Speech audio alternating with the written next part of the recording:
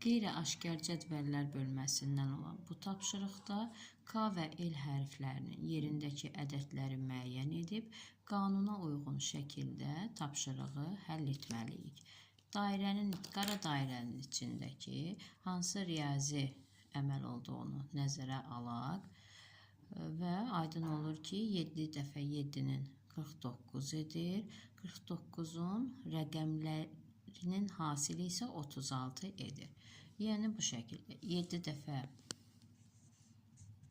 4-ün 28, 2 ilə 8-in hasili isə 16 edir. Deməli, K-nın yerindəki ədəd 16-dır. Bu şəkildə 8 dəfə 5-in 40, 40-da 4 ilə 0-ın hasili isə 0 edir. 8 dəfə 4-ün 32, 3 ilə 2-nin hasili isə 6 edir. 9 dəfə 7-nin edir 63, 6 ilə 3-ün hasili isə 18 edir. Deməli, elin yerindəki ədəd isə 18-dir. Bunların hasili isə edir 288.